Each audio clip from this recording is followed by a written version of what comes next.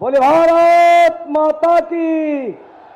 दोनों हाथ ऊपर करके बोलिए भारत माता की, भारत माता की। नरेंद्र मोदी योगी आदित्यनाथ, नरेंद्र मोदी योगी आदित्यनाथ। स्वागत है भाई, स्वागत। आप कहेंगे योगी जी का स्वागत है। स्वागत है भाई, स्वागत है, स्वागत है भाई, स्वागत है, स्वागत है भाई, स्वागत है। Bharatiya Janata party, Bharatiya Janata party. आज हम लोगों का सौभाग्य है कि राजा उदय सिंह जी की जन्मभूमि नगर बाजार में उत्तर प्रदेश के यशस्वी मुख्यमंत्री, जिनकी चर्चा, जिनका उदाहरण पूरे देश में कि मुख्यमंत्री हो तो ऐसा हो, ऐसे जिनको हम सब लोग एक विकास पुरुष के नाम पर उत्तर प्रदेश को विकास के रास्ते पर ले जाने वाला मुख्यमंत्री हम सब जानते हैं, जिन्होंने उत्तर प्रदेश में कानून का राज स्थापित किया, जिन्होंने उत्तर प्रदेश को एक उत्तम प्रदेश बनाने का संकल्प पूरा किया। ऐसे पूज्य हमारे उत्तर प्रदेश के मुख्यमंत्री जी पूज्य योगी आदित्यनाथ जी महाराज का मैं बस्ती की पुण्यभूमि पर, राजा उदय सिंह जी की जन्मभूमि पर माननीय मुख्यमंत्री जी का हार्दिक स्वागत, अभिनंदन, वंदन करता हूं। मित्रों, आदरणीय मुख्यमंत्री जी का आशीर्वाद हम सबके ऊपर लगातार मिलता है और बस्ती के विकास के लिए जिन्होंने उत्तर प्रदेश के साथ साथ पूर्वांचल का विकास कैसे अधिक से अधिक हो और उसमें बस्ती का विकास कैसे अधिक से अधिक हो, आपके प्रयासों से आज मैं कह सकता हूं जो पिछले 65 वर्षों में बस्ती में जो काम नहीं हो पाया था, एक मूलभूत सुविधाएं गरीबों को मिल जाए, इसके लिए बस्ती जिले में एक मेडिकल कॉलेज नहीं था, बस्ती के गरीब बच्चों को पढ़ने के लिए एक इंजीनियरिंग कॉलेज हो जाए, एक इंजीनियरिंग कॉलेज नहीं था।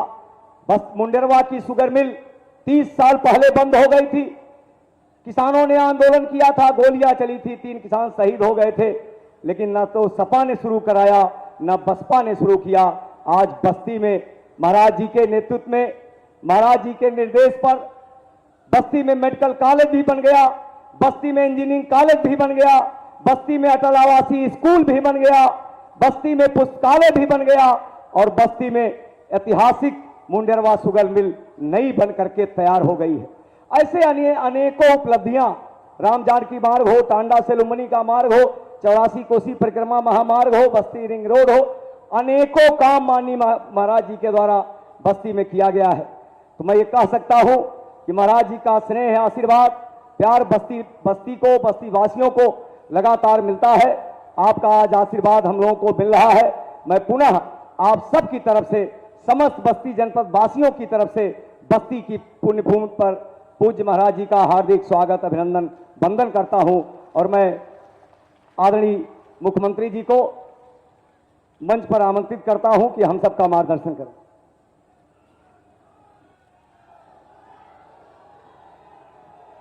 भारत माता की, भारत माता की, भारत माता की। वंदे वंदे वंदे। महर्षि वशिष्ठ की पावन धरा, आचार्य रामचंद्र शुक्ल जैसे महान साहित्यकारों ने जिसे अपनी लेखनी के माध्यम से धन्य किया, महाराजा उदय प्रताप सिंह जैसे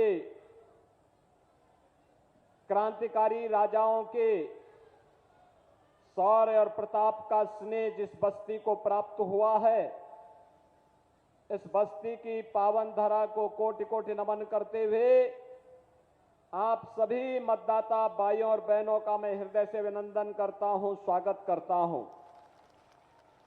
मंच पर उपस्थित उत्तर प्रदेश सरकार में मेरे मंत्रिमंडल के सहयोगी श्री राकेश सचान जी, जिलाध्यक्ष श्री विवेकानंद मिश्र जी,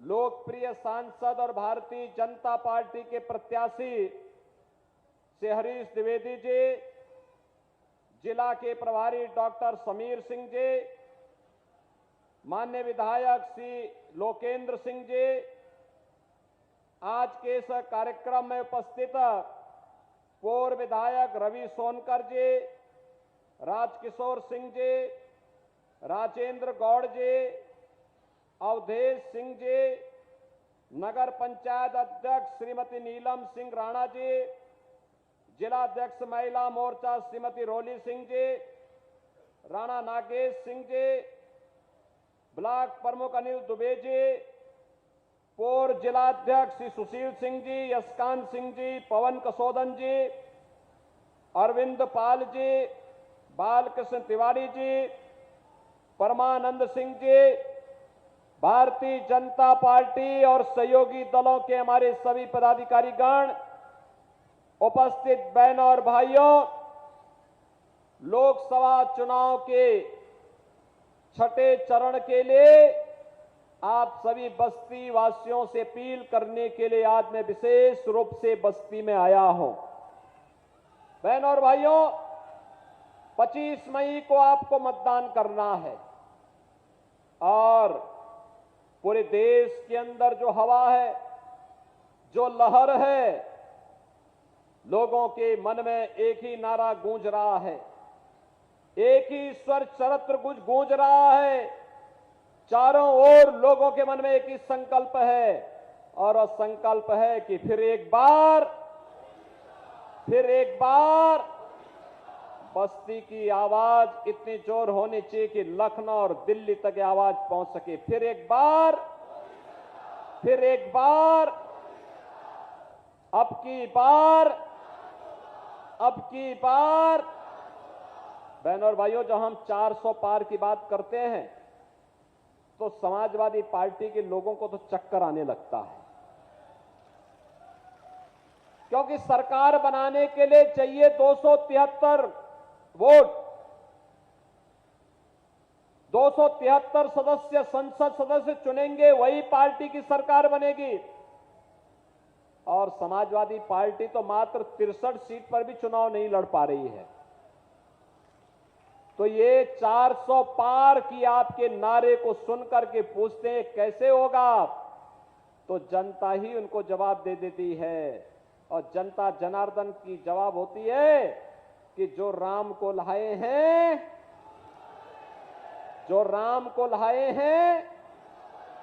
बहनों और भाइयों, ये महर्षि वशिष्ठ की धरा है और भगवान राम, भरत, शत्रुघ्न के लिए यहीं पर पुत्रेष्टि यज्ञ मखोड़ा धाम में हुआ था। ये वही धरा है और इसीलिए मैं आज आपका आह्वान करने के लिए आया हूं। पूरा चुनाव अगर आप देखेंगे और स्पष्ट ध्रुवीकरण होता हुआ दिखाई देता है। एक और राम भक्त हैं और दूसरी तरफ रामद्रोही हैं। रामद्रोही आतंकवाद के समर्थक, नक्सलवाद के समर्थक, भारत की सुरक्षा में सेंध लगाने वाले, भारत के विकास को बाधित करने वाले, गरीबों के हकों पे डकैती डालने वाले, समाज को जाति के नाम पर आपस में बांटने के षड्यंत्र करने वाले लोग हैं, जिनके मन में देश के प्रति कोई सम्मान का भाव नहीं, आपके प्रति कोई संवेदना का भाव नहीं। इनकी संवेदना आपके प्रति नहीं, राम भक्तों के प्रति नहीं, इनकी संवेदना माफियाओं के प्रति बनती है। बहनों और भाइयों, दूसरी तरफ राम भक्त हैं, मोदी जी के नेतृत्व में राम भक्त 500 वर्षों का इंतजार समाप्त करके अयोध्या में रामलला को फिर से विराजमान करने का काम करते हैं। राम भक्त आज देश को दुनिया के अंदर सम्मान दिला रहे हैं, भारत की सुरक्षा को पुख्ता कर रहे हैं, आतंकवाद और नक्सलवाद को पूरी तरह नेस्तनाबूद करते हैं। तो अब तो जो कांग्रेस और समाजवादी पार्टी की सरकार के समय बोला जाता था, कोई आतंकी वारदात होती थी, हम कहते थे रे आतंकवाद के खिलाफ कार्रवाई करो, तो ये लोग क्या कहते थे? कहते थे आतंकवादी सीमा पार के हैं। और अब तो आतिशबाजी भी करते समय कोई पटाखा जोर से फट जाए तो पाकिस्तान पहले सफाई देता, कहता साहब मेरा हाथ नहीं है। उसे मालूम है ये नया भारत है, छेड़ता नहीं है, लेकिन कोई छेड़ता है तो उसको छोड़ता भी नहीं है। ये नए भारत का दर्शन आज हम सबको हो रहा है। आज देखो विकास भी है, सुरक्षा भी है, सम्मान भी है, हाईवे बन रहे हैं, रेलवे की बेहतरीन सुविधा मिल रही है, one district one medical college का निर्माण हो रहा है, AIIMS, IIT, IIM, triple IT, NIT, world class university का निर्माण हो रहा है, और साथ साथ हर घर नल की योजना और नल से शुद्ध पेयजल उपलब्ध कराने की योजना भी क्रियान्वित हो रही है। बहनों और भाइयों, यही समाजवादी पार्टी की सरकार थी जब मुंडेरवा की चीनी मिल बंद हुई थी। ये भारतीय जनता पार्टी की सरकार आई, हमने यहां पे मुंडेरवा में चीनी मिल चालू करा दी। बहनों और भाइयों, आज आप देख रहे होंगे विकास की प्रक्रिया को तेजी के साथ आगे बढ़ाते हुए, इनके समय में गरीब भूख से मरता था, किसान आत्महत्या करता था, बेटी और व्यापारी सुरक्षित नहीं थी, सर्वत्र अराजकता था, दंगा था, कर्फ्यू था। आज भारतीय जनता पार्टी 80 करोड़ लोगों को मोदी जी के नेतृत्व में फ्री में राशन दे रही है, 60 करोड़ लोगों को 5 लाख रुपए का आयुष्मान कार्ड दे रही है, 12 करोड़ किसानों को किसान सम्मान निधि का लाभ, 12 करोड़ घरों में रसोई गैस का सिलेंडर, 12 करोड़ घरों में शौचालय का निर्माण हुआ है, तो 4 करोड़ गरीबों के मकान भी मोदी जी के नेतृत्व में पिछले 10 वर्ष के अंदर बने हैं। और अब तो मोदी जी ने घोषणा की है 70 वर्ष से ऊपर के प्रत्येक बुजुर्ग को प्रतिवर्ष 5 लाख रुपए की स्वास्थ्य की सुविधा उपलब्ध करवाएंगे। बहनों और भाइयों, राशन की सुविधा आगे 5 वर्ष तक प्राप्त होती रहेगी। मोदी जी ने घोषणा की है कि जितने गरीब बचे होंगे उन सबको भी एक एक मकान अगले 5 वर्ष के अंदर उपलब्ध हो जाएंगे। और इसीलिए आज हम सब आपके पास आए हैं कहने के लिए कि जो देश की आवाज है, उस आवाज के साथ बस्ती की आवाज भी जुड़नी चाहिए। जुड़ेगी? जुड़ेगी? बहनों और भाइयों, ये समाजवादी पार्टी और कांग्रेस का गठबंधन जब भी हुआ है, ये अनर्थ किया है। याद करिए, जब इन दोनों का गठबंधन था, एक प्रदेश में था, एक केंद्र में था। अयोध्या में राम जन्मभूमि पर आतंकी हमला हुआ था, काशी में संकट मोचन मंदिर पर हमला हुआ था, लखनऊ, अयोध्या और वाराणसी की कचहरियों पर हमला हुआ था। अखिलेश यादव मुख्यमंत्री बने तो सबसे पहला काम इसने किया, अयोध्या में राम जन्मभूमि पर हमला करने वाले आतंकवादियों के मुकदमों को वापस लेने का कुत्सित प्रयास किया था। और तो हम धन्यवाद देंगे न्यायपालिका को। न्यायपालिका ने कहा नहीं, ऐसा नहीं होगा, यह आतंकवादी देश की सुरक्षा के लिए, जनता जनार्दन की सुरक्षा के लिए खतरा है, इनको नहीं छोड़ा जा सकता। बहनों और भाइयों, यह आतंकवादियों के समर्थक हैं। आपने देखा होगा, एक तरफ राम भक्तों पर गोली चलाते हैं और दूसरी तरफ आतंकवादियों के मुकदमों को वापस लेते हैं। कोई गरीब जब आत्महत्या करता था, भूख से मरता था, इनकी संवेदना नहीं थी। किसान आत्महत्या करता था, इनकी संवेदनाएं नहीं होती थी। लेकिन अभी एक माफिया मरा है, उस माफिया के लिए मातम मनाने के लिए समाजवादी पार्टी के लोग गए थे। बहनों और भाइयों, अभी इनकी मंशा अच्छी नहीं है। मैं तो आपसे कहने के लिए आया हूं आज, और वह कहने के लिए आया हूं कि कांग्रेस और समाजवादी पार्टी का जो अनर्थकारी गठबंधन है, यह गठबंधन अब भारत की सुरक्षा पे सेंध लगाने के साथ साथ आपकी प्रॉपर्टी पर भी सेंध लगाने की तैयारी कर चुका है। याद करिए, इन्होंने कहा है कि अब सत्ता में आएंगे, सबसे पहला काम अनुसूचित जाति और पिछड़ी जाति के आरक्षण का हिस्सा काट करके ये मुसलमानों को देने वाले हैं। क्या आप इसको सहमत हैं क्या? इससे क्या आप इससे सहमत होंगे क्या?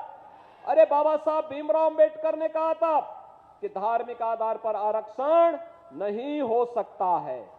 और दूसरा कार्य इनके द्वारा विरासत टैक्स की बात की जा रही है।